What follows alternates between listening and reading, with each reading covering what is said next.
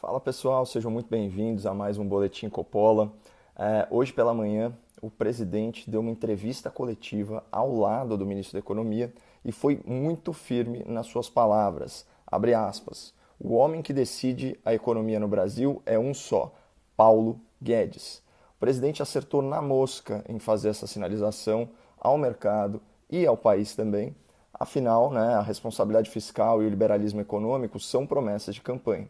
Mas eu queria expor para vocês algo que chamou minha atenção na semana passada, e é justamente o desgaste do ministro da Economia, tanto politicamente quanto perante a opinião pública. No descritivo desse vídeo, eu vou colocar um link para uma matéria veiculada pela Rede Record. O título da reportagem é Programa Pro Brasil expõe enfraquecimento do ministro Paulo Guedes. Bom, o que é esse tal Programa Pro Brasil? É um plano de investimento na ordem de 250 bilhões de reais para estimular a retomada do crescimento econômico pós-pandemia. E quais são as principais críticas a essa iniciativa? Bom, esse investimento ele vai ser feito aumentando a dívida pública num ano em que o rombo fiscal já está estimado entre 400 bilhões a meio trilhão de reais. E a última vez que um pacote desses foi tentado aqui no Brasil, a experiência foi muito ruim. O PAC da Dilma, o tal plano de aceleração do crescimento, acabou acelerando a crise fiscal e a inflação. E além do mais, essas obras de infraestrutura, a toque de caixa, elas são um prato cheio para corrupção. O fato é que o programa Pro Brasil ele vai contra a visão liberal do ministro Paulo Guedes, porque ele eleva o gasto público de forma insustentável e estimula a economia de uma maneira artificial. Mas o governo levou o plano adiante mesmo assim. O programa foi inclusive anunciado publicamente e, pasmem, não havia nenhum representante do Ministério da Economia no anúncio. Faz sentido isso para vocês? O governo apresentar um projeto aí de 250 bilhões de reais para a retomada do crescimento econômico sem o ministro ou qualquer secretário da Economia? É um indício preocupante de desalinhamento no âmago do governo. Por isso até da declaração do presidente da República. Mas vamos para a imprensa. Vejam que interessante a forma como a matéria da Record, veiculada em horário nobre, contou essa história para milhões e milhões de espectadores. Então, vou abrir aspas aqui.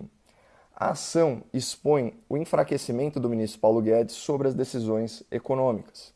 Sinaliza a perda de poder daquele que foi considerado um super-ministro no começo do governo. E aí, depois disso, entra um gráfico com o seguinte título: 5 erros de Paulo Guedes. Eu continuo abrindo aspas aqui.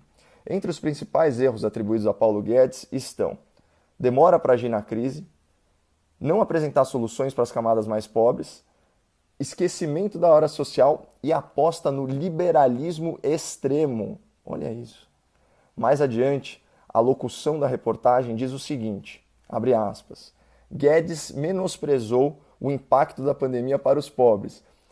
E depois, um exemplo da falta de sensibilidade de Guedes com os mais pobres. Pessoal, a palavra pobres é usada 3 vezes nessa reportagem, que desqualifica o ministro como se ele fosse completamente insensível à pobreza.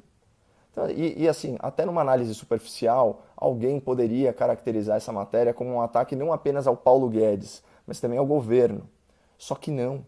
A reportagem ela usa trechos de entrevista para jogar a responsabilidade no ministro e exaltar uma outra figura do governo.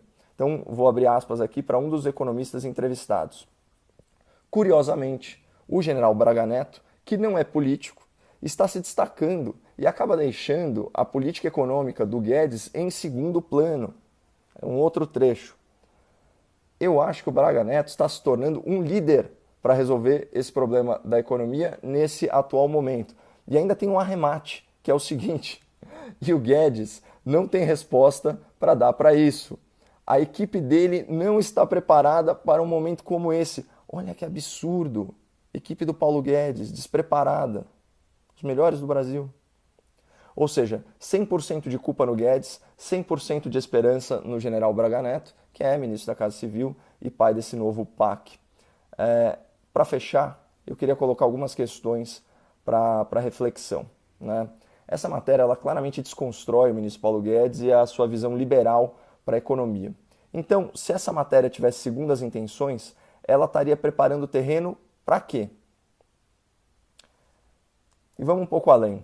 Supondo que esse foi um ataque cirúrgico, né, que atinge o ministro, mas poupa o governo. De onde ele pode ter partido e a quem ele beneficia? Não. Enfim, estou muito curioso para saber a opinião de vocês aqui nos comentários. Estou muito satisfeito com o balde de água fria que o presidente jogou nessa polêmica também. Mas enfim, uma excelente semana a todos, saúde e fiquem com Deus.